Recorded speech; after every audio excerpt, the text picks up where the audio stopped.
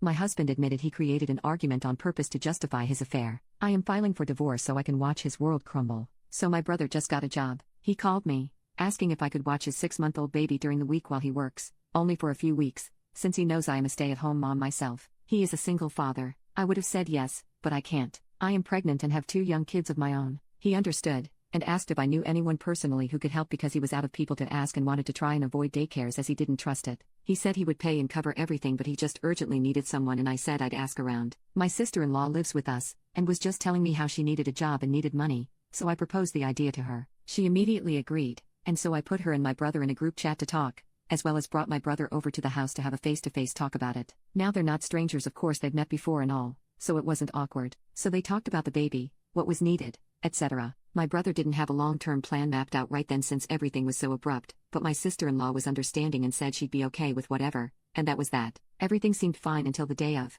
My husband came into our room and blindsided me with all these complaints on her behalf. He said my sister-in-law had not eaten since the morning, that she wasn't comfortable and she was tired and that she didn't even need to be there because other people were home and could have watched the baby, and that they only gave her $100, etc. I was confused, because I spoke to my sister-in-law while she was there to check on her and she said everything was fine. So I told him she didn't say any of those things to me, and I asked her and she said she wasn't complaining to him. I said to him bluntly, so she is not complaining, you are complaining for her? And he said, yes. I told him I was confused, because he was throwing it all at me as if it's my responsibility, and that sister-in-law and my brother are 2 adults who made their own deal, that was up to her and she agreed to it, nobody was forcing her. If she was uncomfortable or anything, all she had to do was say it. He continued to repeat the complaints and said, do I have to get involved? I told him the deal doesn't involve him, or me for that matter, and I don't understand why he's the only one upset here when it has nothing to do with him. They are adults. He told me he can't even have a conversation with me and left the room. I'm genuinely confused. Update, 2 days later. So, since I spoke with sister-in-law and husband separately and got nowhere,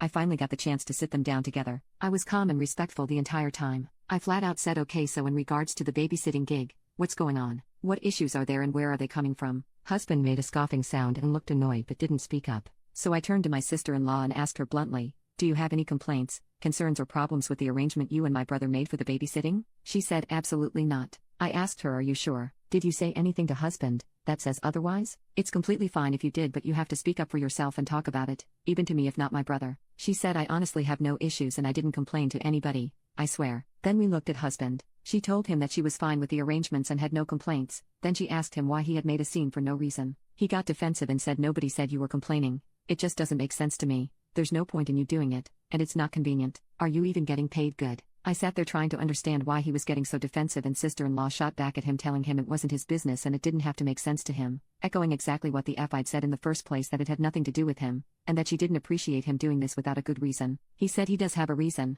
and when we asked what the reason was, he said because it doesn't make sense to me. I calmly asked him which part didn't make sense to him, and why he was so bothered by it when it does not affect our daily life in any way, that it didn't have to make sense to him cause it isn't his arrangement, and he got angry. He stood up from his seat, rambling something about how we were ganging up on him, and that we weren't going to make him the bad guy, and that nobody listens. Me and sister-in-law just looked at him while he rambled and she was just as lost as me. I, still very calm, asked him what he wanted out of this, and why he kept trying to involve himself, when sister-in-law clearly said she is happy with the agreement. He said nobody fagging uses their brain around here but me, I guess, and walked out. I don't know about y'all, but I'm no ass kisser and I definitely wasn't about to chase after him or baby him. He was being completely ridiculous in my opinion, so we let him go and that was it. About an hour later, he came back, and started saying things under his breath, like my own wife just let me walk out and she doesn't even care about me and it's just fag me, I guess I just don't matter, while sighing and dragging it out. I ignored all of it, because, grow up dude, and he came into the room and said, so you have nothing to say to me? And I was like, nope. We tried to address things and you decided to storm off,